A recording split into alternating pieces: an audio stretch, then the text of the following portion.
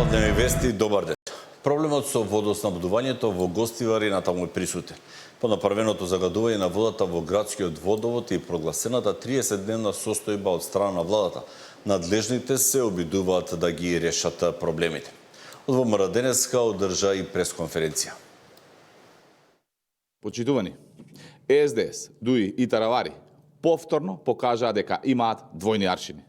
Кога нивниот градоначалник на Гостивар, Валбон Лимани, вели дека не чувствува никаква одговорност за скандалот со водата, тие не кажуваат ниту еден збор. Истите тие, кои секој ден зборуваат за одговорност и бараат оставки, денес молчат и го штитат својот кандидат. Очигледно, за СДС, ДУИ и Таравари, принципите важат само кога треба да нападнат политички противник. Кога се работи за нивните функционери, тогаш нема ниту одговорност, ниту морал, ниту оставки. Граѓаните заслужуваат одговори, а не двојни стандарди. Зошто СДС, ДУИ и Таравари не бараат реакција од општината за скандалот? Зошто општината по 3 дена, од кога сите дознаа за скандалот, се јави со пресконференција? Зошто општинските служби немаат со прст мрднато? Затоа што се неспособни и мораше владата предводена од ВМРО ДПМН да ја земе работата во своји раце. На граѓаните им е јасно што може да се очекува кога СДС, ДУИ и Таравари се на власт. Еко со соопштение реагира и од Влен. Арбен Таравари е во спротивност на своите изјави додека еднаш се појави пред граѓаните на Гостивар и ја обвини тогашната влада дека ги труе граѓаните со негрижа и неактивност. За време на неговиот мандат излезе и рече дека ќе го решава проблемот со водата во Гостивар за следните 100 години. Стои во соопштението на Влен. Денес кога одговорноста паѓа на администрацијата што ја водеше Таравари, не само што не исполни ниту едно од ветувањата, туку не дава никаква политичка одговорност. Двата гигантски резервоари што ги вети во 2022 година за решавање на проблемот со водата за пиење, донација од Швајцарија исто така не беа направени. Секако прашањето е каде отидоа 7 милиони евра помош од Швајцарија, а следното, дали случајот со водата во Гостивар излегува како случајот со канализацијата во Зајас.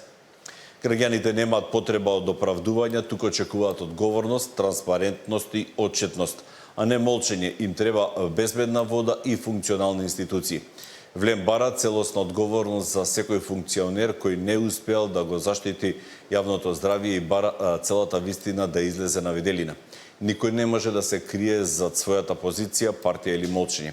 Арбен Таравари мора да им одговори на граѓаните на Гостивар со истиот стандард што го бараше од другите, бидејќи одговорноста не е слоган за опозицијата, таа е обврска и кога се води локалната власт.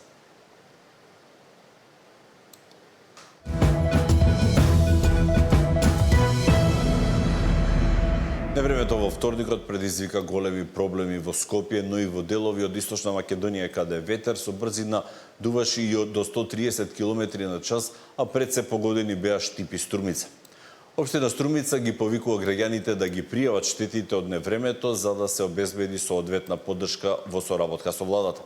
Ги повикуваме сите граѓани кои претрпеле штети да ги пријават до надлежните институции во општина Струмица, за да можеме навремено да реагираме. Комисиите да излезат на терен и да се изврши проценка на состојбата со цел обезбедување соодветна поддршка.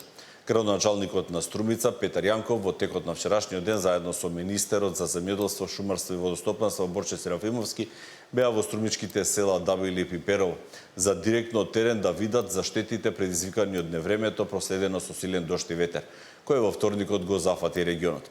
Покрај разговорите со земјоделците, тие направија увид и во патната инфраструктура, која исто така беше зафатена од невремето. Благодарение на брзата реакција и интервенцијата на надлежните служби, предизвиканите штети на патните правци и јавната инфраструктура беа навремено санирани.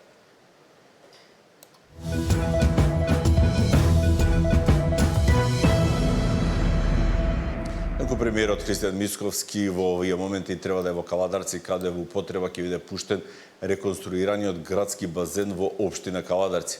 Кога станува збор за градот Кавадарци, ова е уште еден спортски објект кој ќе биде наменет за потребите на граѓаните на Кавадарци, откако пред извесен период започна со градба и на спортски објекти во рамки на спортскиот центар Јасмин, кои ќе бидат наменети и за спортските екипи.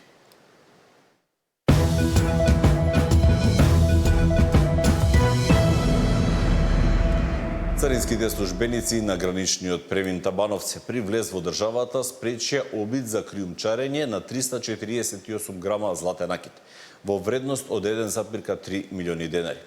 Случајот е откриен при детална контрола на автомобил со кој патувале сопружници македонски државјани со живеалиште во Белгија, при што во чантата на сопатничката се пронајдени 24 парчиња златен накит. Против неа, одделението за истраги при секторот за контрола и истраги поднесе кривични пријави за сторено кривично дело криумчарење, казниво согласно кривичниот законник. Годинава се откриени 13 случаи на криумчарење злато, при што се запленети повеќе од 2,5 килограми златен накит и златни монети.